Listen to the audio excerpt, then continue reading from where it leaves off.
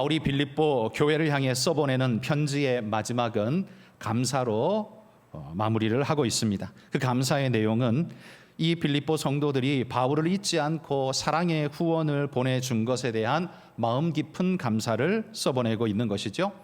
그들의 섬김은 바울에게 큰 기쁨이 되었다라고 말합니다. 왜 기뻤을까요? 수입이 생겨서 기뻤을까요? 바울이 무엇을 기뻐하는지, 바울의 기쁨의 핵심이 무엇인지 우리는 오늘 본문을 통해서 깊이 생각해보며 우리에게도 그런 기쁨이 충만할 수 있기를 소망합니다. 먼저 10절 말씀, 여러분 성경책 보면서 한번 10절 한 번 더 읽어봅시다. 내가 주 안에서 크게 기뻐함은 너희가 나를 생각하던 것이 이제 다시 싹이 나미니 너희가 또한 이를 위하여 생각은 하였으나 기회가 없었느니라. 바울이 크게 기뻐하는 이유가 뭡니까? 나를 생각하던 것이 이제 다시 싹이 났기 때문이다, 이렇게 말하고 있습니다. 이게 무슨 말일까요? 이 말은요, 바울을 후원하여 돕던 그 손길이 한동안 잠잠하다가 이번 기회를 통해서 다시 되살아나게 된 것에 대해 나는 감사한다라는 말이죠. 성경학자들은 바울이 데살로니가에 있을 때 바울에게 2번 선교의 후원이 주어진 이후에 한 10여 년의 시간이 흐르고 이제서야 다시 후원의 손길이 그에게 주어지게 된 것을 바울이 감사하고 있다라고 말합니다. 그래서 이제 다시 싹이 나미니 이렇게 지금 말하고 있는 거죠. 오랫동안 잠잠했었다라는 말이죠. 오랜만에 이런 은혜가 주어지니 바울도 과거의 그 감사와 기쁨이 되살아나는 느낌이 있었던 겁니다. 그래서 다시 싹이 난다, 이런 표현을 쓰고 있는 겁니다. 그러나 오래 함께 하지 못한 것에 대해서 빌립보 교회가 10년이나 시간이 지나도록 함께 하지 못한 것에 대해서 혹시라도 미안한 마음을 가질까 봐 10절 하반부에 보면 바울이 이해의 말을 달고 있습니다. 너희가 또한 이를 위하여 생각은 하였으나 기회가 없었느니라. 이게 무슨 말입니까? 너희에게 마음이 없었던 게 아니라 마음은 있었지만 기회가 없었다. 그러니 나는 충분히 이해한다, 이 말을 지금 써보내는 거죠. 여러분, 바울이 선교 사역을 할 때 정해놓고 하는 게 아니라 발길 닿는 대로 선교 사역을 떠나게 됩니다. 특별히나 그 시대에는 지금처럼 핸드폰이 있어서 휴대폰으로 내가 지금 어디 갑니다, 나 거기 언제까지 있을 거예요, 나 지금 일이 생겨서 당장 지금 어느 나라로 가야 됩니다, 이렇게 알려줄 수 있는 게 아니지 않습니까? 그때에는 인편을 통해서 전달을 할 수밖에 없는데, 그러다 보니 시간이 한참 걸리고 빌립보 교회에 바울이 저기 있대, 그래서 돕고자 가보면 이미 떠나고 못 만나는 경우도 충분히 있을 수 있을 겁니다. 바울은 바로 그러한 여건을 충분히 이해하고 있다는 말이죠. 선교사로서 바울의 배려가 깊은 것을 볼 수 있습니다. 교회가 부끄러워할까 봐, 혹시라도 좀 미안한 마음을 가질까 봐 그런 마음 절대 갖지 말라고 바울이 달래주며 이런 말을 하는 겁니다. 마치 우리가 부모님 집에 방문하거나 혹은 어른 집에 어디다 방문하면 아니 바쁜데 뭐하러 또 왔어, 그러면서 만류하는 말씀을 하시지만 사실은 기쁜 것이죠. 기쁨을 그렇게 표현하시지 않습니까? 바로 바울의 모습도 그러하리라 생각합니다. 바울의 마음은 지금 그들이 보내준 선물 때문에 감격하는 게 아니라 자기를 잊지 않고 기억해주고 있는 그 마음에 지금 감격하고 있는 거죠. 자, 바울은 이런 후원의 이야기를 꺼내고 있는 이유가 자신이 궁핍해서 후원을 더 얻어내려고 하는 말이 아님을 그는 확고하게 11절, 12절에서 전하고 있습니다. 우리 2절 한번 읽어봅시다. 내가 궁핍함으로 말하는 것이 아니니라. 어떠한 형편에든지 나는 자족하기를 배웠노니 나는 비천에 처할 줄도 알고 풍부에 처할 줄도 알아. 모든 일 곧 배부름과 배고픔과 풍부와 궁핍에도 처할 줄 아는 일체의 비결을 배웠노라. 그간 제대로 챙겨드리지 못해서 죄송합니다라는 마음을 가질 수 있는 이 빌립보 교회 성도들을 향해서 바울이 말합니다. 걱정하지 마십시오. 나는 이미 이 모든 일에 초연하게 자족하기를 이미 배웠습니다 라고 말합니다. 그래서 비천에 처할 줄도 풍부에 배부름에 혹은 배고픔에 혹은 궁핍에 처해도 내가 어떻게 해야 되는지 나는 일체의 것을 배워서 알고 있습니다. 한마디로 말해 내게 그런 환경은 전혀 문제되지 않습니다. 걱정하지 마십시오. 지금 이렇게 말하고 있다는 거예요. 저는 이것이 사역자가 배워야 할, 사역자에게 마땅히 요구되어지는 필수 항목이라고 생각됩니다. 우리 사역자들, 특별히 그리스도인이라고 해서 여러분 우리는 일부러 가난해질 필요는 전혀 없습니다. 뭐 돈이 있는데도 불구하고 일부러 세 끼 안 먹고 두 끼 먹고 다이어트 하는 거 말고요, 일부러 세 끼 먹을 수 있는데도 두 끼 먹고 하는 거 굳이 그럴 필요 없습니다. 일부러 가난해질 필요는 없지만, 그러나 우리는 궁핍과 비천과 배고픔과 풍부가 혹시 우리에게 주어지더라도 이 모든 상황이 나를 쥐고 흔들지 못하도록 우리는 하나님 앞에 깊이 뿌리 내리며 서 있는 분명한 사명자가 되어야 한다는 거죠. 이게 바로 사역자의 분명한 중요한 덕목이라는 말입니다. 그러므로 선교사인 바울은 이런 환경이 나를 흔들 수 없음을 나는 이미 터득했고 나는 그러하다라고 지금 말하고 있는 겁니다. 이거야말로 여러분 사역자의 바른 모습 아니겠습니까? 우리 그리스도인도 본받아야 할 필수 요소인 줄 믿습니다. 그런데 여러분 요즘 제가 들려오는 소식을 들어보면 걱정되는 부분이 있습니다. 과거에는 감히 이렇게 말하는 일꾼들이 하나도 없었는데 요즘 이런 일들이, 이런 말들이 조금씩 들리니까 걱정이 됩니다. 물론 모두가 그런 건 아니겠지만 소수의 사람들의 이야기겠지만 신학교에 다니는 신학생이 교회 사역을 하지 않고 알바를 하는 것이 더 많이 번다라고 말하면서 교회 사역을 안 하는 이들이 있다라고 하는 소리를 듣고 저는 깜짝 놀랐습니다. 이 정말 놀랄 일 아닙니까? 물론 모든 신학생이 다 그렇다는 말은 아닙니다. 일부의 그런 이들이 있고 그런 말이 난다는 것 자체가 저한테는 굉장히 큰 충격이었다는 거죠. 물론 우리가 좋게 해석을 해보려고 애를 써보면 학비가 없는데 전도사 사역으로는 감당이 안 되니까 알바를 해서 학비를 채워야겠습니다. 이건 이해가 되잖아요.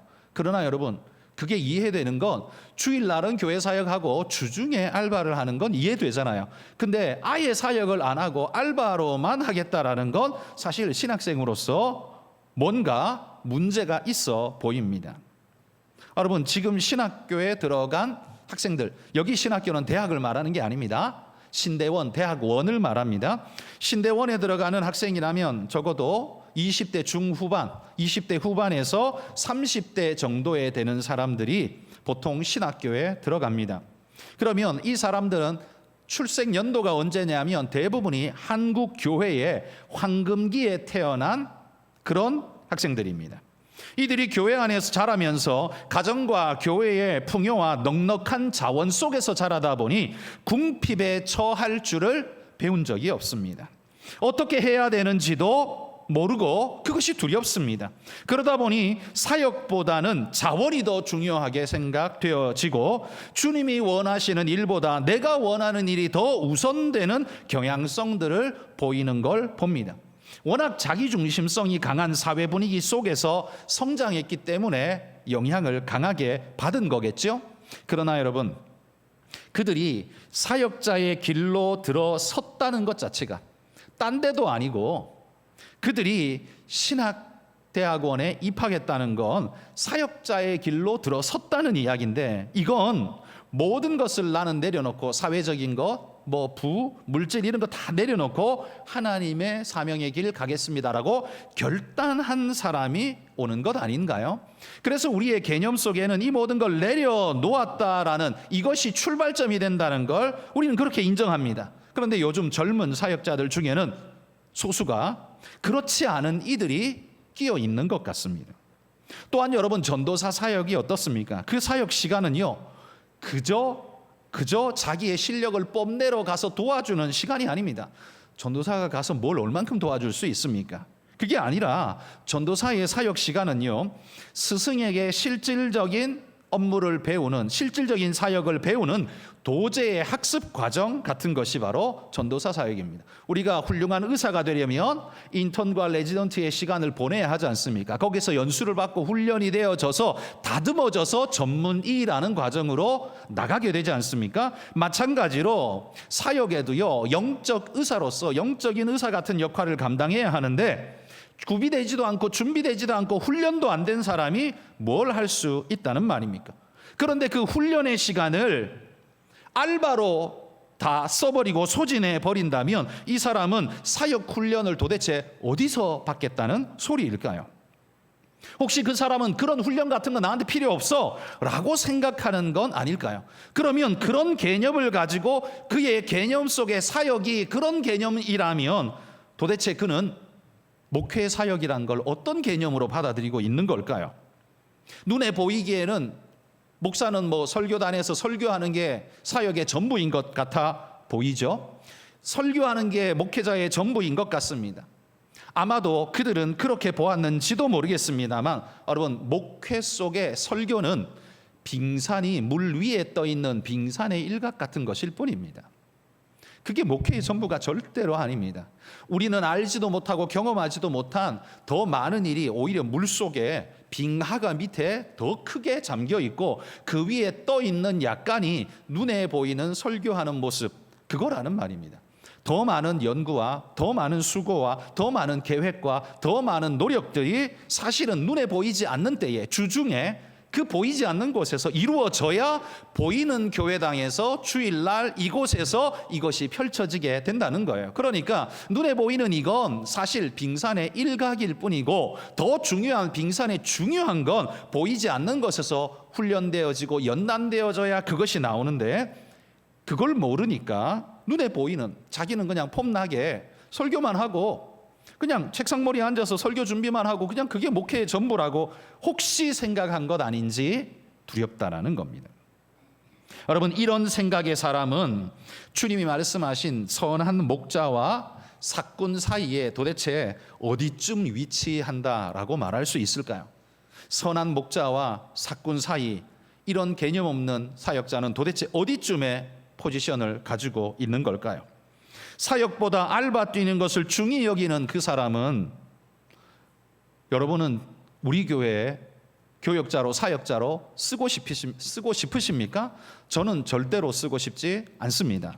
아무리 교역자가 없어도 그런 사람은 쓰고 싶지 않습니다. 제 개념에는 거의 사꾼 옆에 붙어 있는 포지션, 그 자리가 그의 자리 아닌가라는 생각이 듭니다. 요즘 신학생 숫자가 굉장히 현저하게 많이 줄었습니다. 왠고하니 교회가 그만큼 어렵고 줄기 때문에 그렇습니다. 교회의 여건이 다 위축되고 어렵습니다. 그러다 보니 교역자도 없어지는 추세입니다. 지금 뭐 연말만 되면요, 목사님들이 서로 연락하면서 어디 좋은 교역자 없습니까? 저도 작년에도 이런 전화 받았어요. 우리 한가람 교회는 크니까 한가람 교회에 지원한 교역자 중에 한가람 교회에서 지금 뽑을 사람 뽑고 남는 사람 우리 교회 좀 보내주세요. 그 전화를 제가 받았어요. 근데 그 교회도요, 우리 교회만큼 건물을 가지고 있는 큰 교회거든요. 그런데 그런 전화를 저한테 했어요. 제가 뭐라 그랬게요? 우리 교회도 없습니다. 제가 이걸 피부로 느끼고 어려운 게 지금 한 5년은 됐습니다. 한 5년 정도 연말마다 사역자 뽑는, 교역자 뽑는 게 너무 어렵습니다. 지원을 잘 안 합니다. 지원 잘 없어요. 그래서 야, 도대체 전도사들은 다 어디가 있냐? 도대체 어디가 있냐? 제가 그렇게 물을 정도였습니다. 그만큼 많이 위축되고 어렵죠. 오죽하면 우리 교단이 우리나라에서 제일 큰 교단인데요. 우리 교단이 올해 신대원이 미달이 됐지 않습니까? 이만큼 어렵다는 이야기입니다. 이만큼 어려워졌다는 이야기예요. 자, 본문으로 우리 돌아가서요. 바울이 내가 궁핍함으로 말하는 것이 아니라고 지금 강조합니다. 내가 너한테 뭐 얻고 싶어서 궁핍해가지고 너한테 뭘 좀 뜯어내려고 이 말 하는 게 절대 아니라는 거예요. 그런 거는 나를 뒤흔드는 요소가 되지 못한다라고 선언합니다. 나는 사역자의 필수 과목인 비천에, 풍부에, 배부름에, 혹은 배고픔에, 혹은 궁핍에 처하는 모든 상황도 나는 능히 이 시험에 통과하기에 나는 그런 것에 매이지 않는다라고 말해요. 그러면서 13절에 바울이 이렇게 말합니다. 13절 읽어봅시다. 내게 능력 주시는 자 안에서 내가 모든 것을 할 수 있느니라.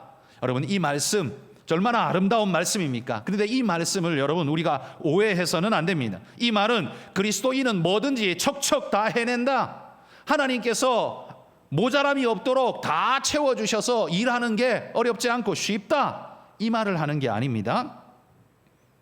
이 13절의 말씀은 문맥 속에서 무슨 의미이고 배경이 뭔가를 이해해야 합니다. 이 말은 어떤 환경과 상황 속에서도 주님이 나를 붙잡아 주시고 놓지 않으시니 나는 어떤 상황 속에서도 낙심하지 않고 넉넉히 감당할 힘이 있습니다. 지금 이 말을 하는 거예요. 어려움이 없다는 말이 아니에요. 돈이 없을 때 갑자기 돈 만들어내는 능력을 하나님이 내게 주셨다, 그런 말이 절대로 아닙니다. 슈퍼맨처럼 모든 능력이 내게 있다는 말이 아니라 주님이 도우시니 잘 이겨낼 수 있습니다. 문제는 그대로인데 이겨낼 수 있는 능력과 마음이 내게 있다는 사실을 하나님이 내게 강조하며 붙잡아 주신다라는 거예요. 그러므로 이런 마음이기 때문에 바울은 모든 상황 속에서 이렇게 말하는 거예요. 나는 부족하지 않습니다. 이게 선교사의 말이에요. 바울의 이 말은요, 너희의 도움 따위는 필요 없어, 이런 말이 아닙니다. 그들의 사랑의 후원을 평가줘라 하는 말이 아닙니다. 나는 잘 이겨내고 있다라는 의미일 뿐이에요. 그러므로 여러분, 지금 바울이 빌립보 교회를 향해 미안해하거나 걱정하지 마십시오. 10년 만에 후원하셨다고 해서 미안해하는 마음 가질 필요 없습니다. 하나님은 나를 언제나 늘 이겨내도록 하십니다. 바로 그 말을 하고 있는 거예요. 이 말은 바울의 배려 아닙니까? 그러나 14절에는 또 이렇게 말합니다. 14절 읽어봅시다. 그러나 너희가 내 괴로움에 함께 참여하였으니 잘하였도다. 이게 무슨 말이겠습니까, 여러분? 나는 모든 상황과 여건을 이겨낼 힘을 가졌지만, 그러나 여러분이 이 선한 일에 동참하여 후원에 참여해 주신 이 일은 참으로 옳고 좋은 일을 하신 것입니다. 이렇게 말하는 거예요. 여러분, 우리가 선교사님 만나면 한국에 오셔서 만나거나 혹은 선교 현장에 가서 만나거나 우리가 묻습니다. 선교사님 얼마나 힘드세요? 이렇게 물으면 선교사님이 하나같이 다 뭐라고 말합니까?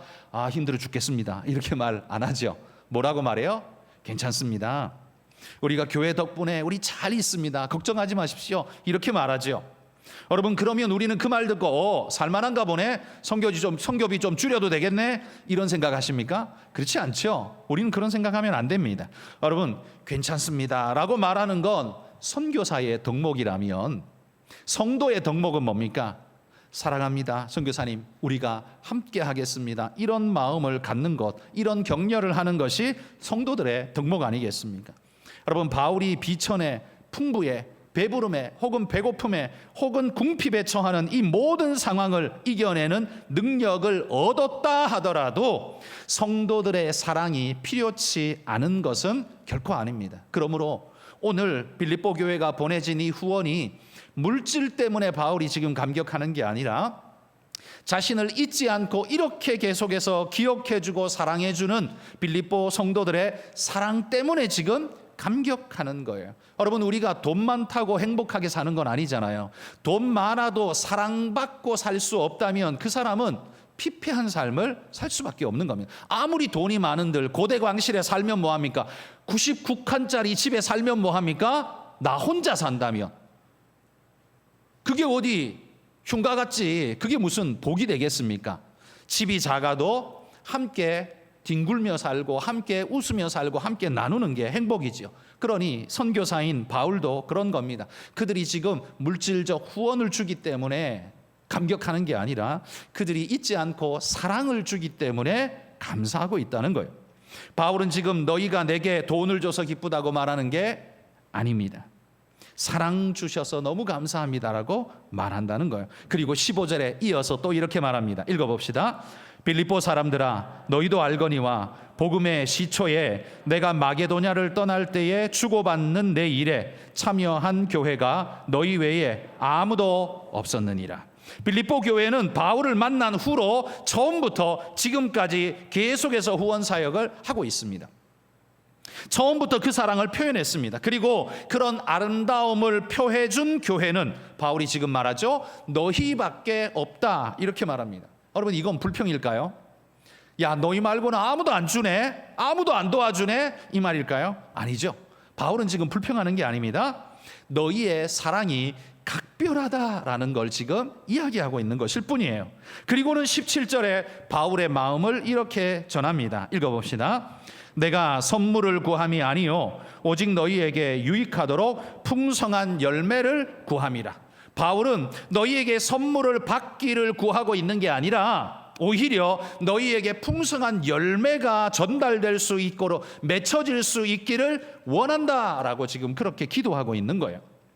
그의 소망은요, 그들 손에 실려오는 선물의 마음이 있는 게 아니라, 그것도 감사한 일이지만 그거보다 아름다운 일을 기쁨으로 사랑으로 감당하는 빌립보 성도들에게 하나님께서 풍성한 열매를 그들에게 안겨주시기를 기도하고 있다는 거예요. 바울은 빌립보 교회를 통해 물질적 선물을 얻고 있지만 바울은 그것 때문에가 아니라 하나님이 그들을 더 풍성하게 해주실 것을 기도해요. 여러분, 이 두 그룹을 놓고 보면 여러분이 볼 땐 누가 더 유익일 것 같습니까? 빌립보 교회가 10만큼의 선물을 바울에게 보냈습니다. 그런데 바울은 지금 뭘 하고 있습니까? 그걸 받고 감사해서 하나님 앞에 축복하며 빌립보 교회를 축복하며 기도하고 있습니다. 자, 누가 더 유익을 얻었다라고 말할 수 있을까요? 세상적 개념으로, 물질적 개념으로만 보면 바울은 10만큼의 물질적 유익을 얻고 립서비스만 했습니다. 그냥 말로만, 입으로만 복되기를 원한다, 하나님이 너 복 주시기를 원한다 말만 했어요. 그러니까 물질적으로만 놓고 보면 바울이 완전히 유리한 거죠. 근데 이거는요, 하나님 빼놓고 생각하면 이렇게 돼요. 제가 지난주에 말씀드릴 때 우리의 생각의 바운더리가 하나님을 포함한 생각이냐 아니면 하나님 없는 생각이냐를 그림으로 보여드렸죠. 우리의 생각 바운더리 안에 나와 너만 있으면 내게 영향은 오직 너로 말미암는다면, 네가 내게 복을 주지 않고 선물 주지 않으면 나는 기쁘지 않아, 좋지 않아, 이렇게 되는 거죠. 그런데 네가 나한테 아무것도 안 줘도 그 원 안에, 그 바운더리 안에 하나님이 계시면 어떡합니까? 하나님이 내게 복을 주시면 너가 나한테 아무것도 안 줬어도 나는 기뻐할 수 있고, 나는 너에게 선물을 줄 수 있고 은혜를 나눌 수 있어. 이게 그리스도인의 삶이라고 말씀드렸습니다. 그러니 여러분, 지금 오늘 이 말씀만 놓고 보자면 바울은 10만큼의 물질을 얻었습니다.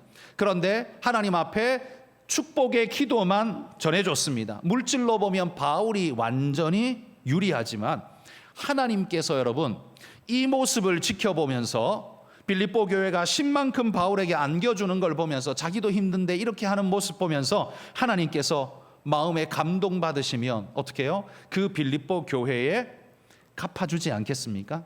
갚아주되 10을 줬다고 10만큼 갚아주겠습니까? 아닐 겁니다.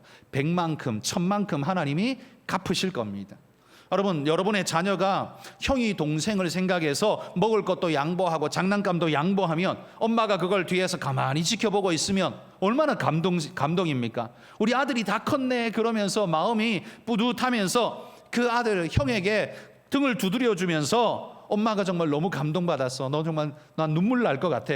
그러면 그 다음은 뭐예요? 그 다음은 그 아들을 향해 엄마의 주머니가 활짝 열리지 않겠습니까? 더 맛있는 거 사주고 더 좋은 장난감 사주고 하지 않겠습니까? 당연한 겁니다. 마찬가지로 여러분, 하나님께서 이런 사랑과 이런 헌신으로 섬겨주는 복된 모습을 보여준다면 하나님께서 그걸 넘겨보지 않고 반드시 은혜로 갚아주신다라는 사실, 여러분 이 사실을 여러분 믿으십니까? 여러분, 세상 사람들이 볼 때는요, 바울이 빌립보 교회로부터 선교 후원금 받고 입으로만 립서비스 했으니까 바울이 땡 잡았네 싶겠지만, 믿음의 눈으로, 하나님을 포함한 눈으로 다시 보면 빌립보 교회가 10만큼 바울한테 줬지만 하나님께는 100만큼 받고 1000만큼 돌려받네. 이게 뭐예요? 되로 주고 말로 받는 거잖아요. 되로 주고 말로 받으면 누가 더 잘난 겁니까? 빌립보 교회가 더 복된 일 아닐까요? 하나님을 포함해서 보니까 이게 이렇게 보인다는 거예요. 만약 성도 여러분, 하나님께서 우리에게 갚으신다라는 사실을 여러분이 믿으신다면 베푸시는 사역을 멈추지 마시기를 축복합니다. 이웃에게, 여러분 사랑하는 형제에게, 그리고 선교사에게, 우리 교회에 여러 모양으로 선하고 아름다운 일을 여러분 베푸실 때, 여러분 내가 너한테 이만큼 줬으면 네가 나한테 이만큼 줘야지, 이게 아니라 우리의 개념은 뭐예요? 하나님의 사랑을 우리가 이미 이만큼 받았기 때문에 요만큼 너에게 주는 건 오히려 내가 감사한 일일 뿐이야. 이건 아무것도 아니야. 하나님이 더 크게 갚으실 거야 라는 마음으로 여러분 그렇게 할 수 있다면, 하나님이 그래서 더 큰 은혜로 갚으신다면, 그것을 내가 경험하게 된다면 여러분 모두가 기쁘고 모두가 행복한 일이 되지 않겠습니까? 여러분 이게 바로 그리스도인인 줄 믿습니다. 세상적 시선을 가지고 물리적 계산만 가지고 여러분 우리는 결코 베풀 수 없습니다. 그러므로 여러분 하나님을 믿으시기를 축복합니다. 여러분의 선한 손길에 몇 곱절 몇십 곱절로 갚으시는 하나님의 선한 손길을 믿고 그 일을 멈춤 없이 하시기를 축복합니다. 또한 18절 끝에 보시면요, 바울은 빌립보 교회가 자신에게 전해준 이 후원을요 어떻게 생각하고 있는지를 보여줍니다. 18절 끝에 보십시오. 이는 받으실 만한 향기로운 제물이요 하나님을 기쁘시게 한 것이라, 이렇게 말합니다. 빌립보 성도들이 바울에게 주었어요. 후원을 주었습니다. 지금 뭐라고 그 바울이 받은 그 후원을 바울은 뭐라고 인식하는 거예요? 돈이라고 인식해요? 아니요. 아름다운 향기로운 제물이라고 그는 인식하고 있다는 거예요. 여러분 제물이 뭡니까? 제사에 바쳐진 물건이 제물 아닙니까? 제물은 사람에게 주는 겁니까? 아니요. 신에게 바치는 거잖아요. 하나님께 드리는 게 제물입니다. 그렇다면 바울은 지금 빌립보 교회로부터 자기가 받아놓고 이걸 향기로운 제물이다, 이 말은 하나님께서 받으신, 하나님께 드린 것이다 라고 인정하고 있다라는 거예요. 바울에게 주었지만 하나님이 그걸 받으셨다라고 말하고 있다는 거예요. 그래서 18절 맨 끝에 보시면 이렇게 말하죠. 하나님을 기쁘시게 한 것이라.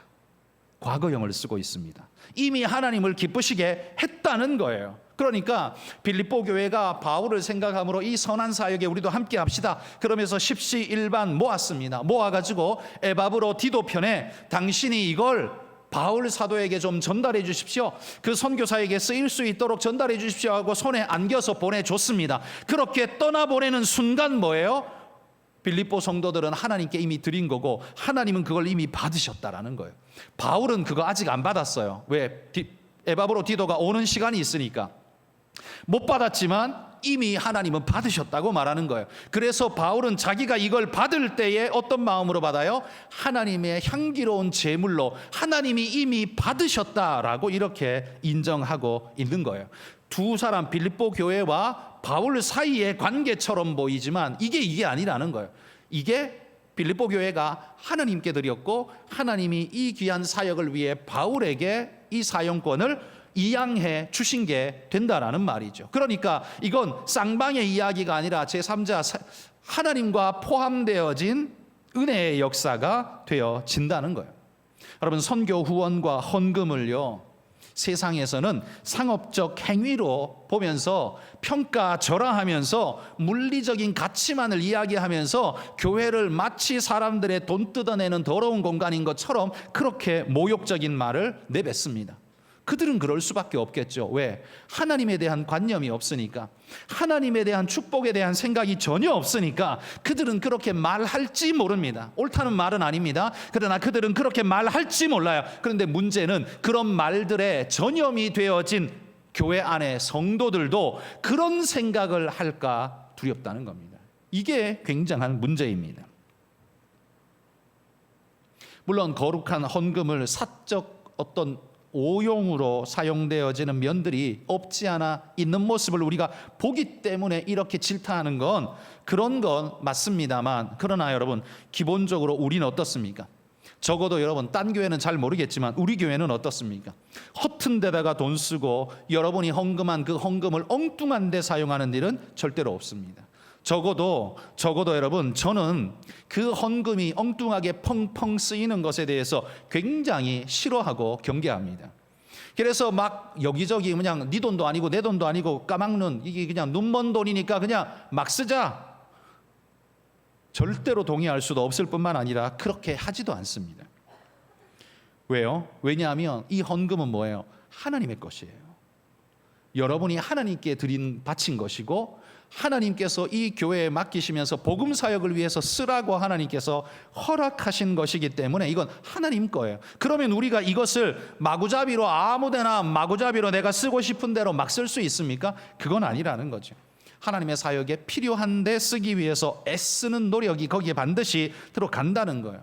적어도 다른 데는 몰라도 우리 교회는 그러려고 많이 애를 쓰고 있다는 사실이라는 거예요. 여러분, 우리가 하나님 앞에 드린 그것 하나님이 받으시고 하나님이 우리 가운데 축복해 주신다는 사실을 잊지 말기를 바랍니다.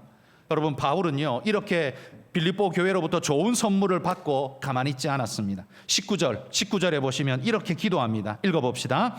나의 하나님이 그리스도 예수 안에서 영광 가운데 그 풍성한 대로 너희 모든 쓸 것을 채우시리라. 저는 하나님께서 우리 한가람의 모든 성도들에게 이렇게 축복해 주시기를 늘 기도합니다. 여러분이 하나님을 생각함으로 하나님 앞에 헌금하고 선교 후원해주고 봉사로 수고하고 땀 흘려 노력하며 교회의 섬김의 모든 일들을 행해 주실 때, 여러분, 하나님께서 이 모든 저들의 수고에, 저들의 모든 것에 하나님 30배, 60배, 100배로 갚아달라고 기도하게 된다는 겁니다. 바울의 기도가 지금 그거라는 거예요. 하나님께서 주를 위해 일하는 나를 위해 이렇게 채우고 계시듯 주를 위해 수고하는 너희에게도 하나님께서 넘치도록 채워주실 줄 나는 믿고 또 하나님께 그렇게 기도드린다. 바울의 마음이 이렇다는 겁니다. 여러분, 여러분이 헌금하고 후원해서 내 것만 빼나갔다라고 생각하지 마시기를 바랍니다. 철저히 내게 마이너스다 이렇게 생각하지 마시기를 바랍니다. 빌립보 교회가 바울에게 주니 빌립보 교회는 마이너스 났네 이렇게 볼 수 있지만, 물리적으로만 보면 그렇게 보이겠지만, 하나님은 어떻게 합니까? 또 다른 손길로 빌립보 교회의 다른 모습으로 하나님이 다른 방향으로 다른 이들을 통해서 채우시는 엄청난 은혜의 역사가 빌립보 교회를 가득 메우게 되더라는 겁니다. 여러분들은 어떻습니까? 여러분들이 교회에 헌금을 하면, 선교 헌금도 하고 시간을 들여 봉사도 하고 모든 것을 하면 교회는 플러스 나는 마이너스. 물리적으로 보면 그렇죠. 교회는 플러스 나는 마이너스. 그러나 여러분, 하나님이 그렇게 섬기는 여러분을 보면서 하나님이 팔짱 끼고 아무것도 안 하시겠습니까? 여러분은 교회를 통해서 그러면 아무것도 얻는 게 없으십니까? 여러분은 교회에 오셔서 하나님이 주시는 은혜와 평강을, 그 은혜의 축복을 덧입지 않으십니까?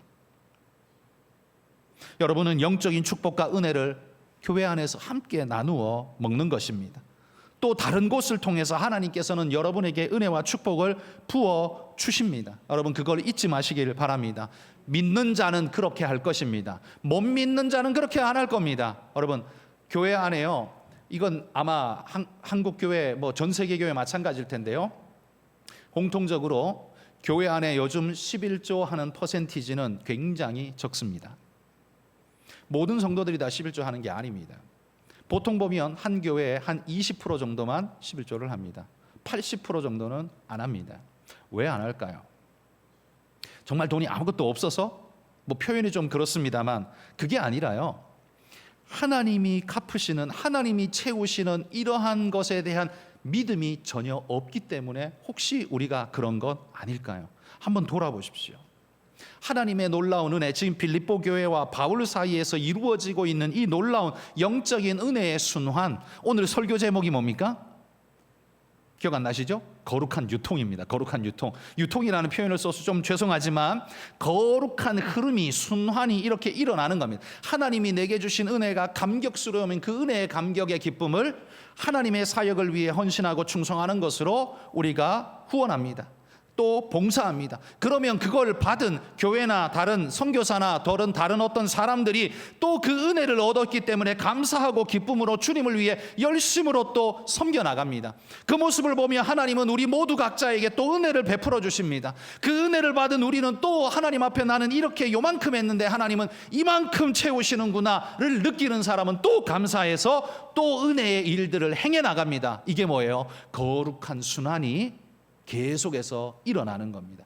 여러분, 물이 고이면 썩지만 계속 흘러가는 개울물은, 시냇물은 절대 썩지 않고 맑게 빛나게 마련입니다. 여러분 안에도요, 물질이 그냥 끼고 앉아서 내 거 하는 사람은 그 욕심 속에 다 썩게 됩니다.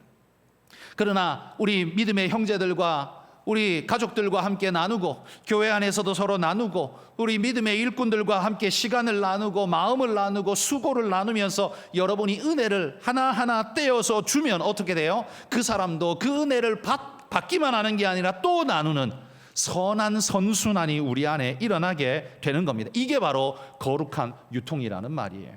여러분, 이 거룩한 유통이 일어나는 성도가 건강할까요? 아니면 단절된 사해바다처럼 갇혀있는 성도가 영적으로 건강한 생명력을 가지게 될까요? 생각해 보십시오. 이건 당연한 논리입니다. 여러분 안에 하나님의 은혜를 기억하며 주님 뜻대로 순종하며 함께 나누는 아름다운 유통이 있는 은혜의 선순환이 우리 안에 이루어지는, 그 선순환 안에 나도 동참하는 여러분 그런 모든 분들이 되시기를 주의 이름으로 축복합니다.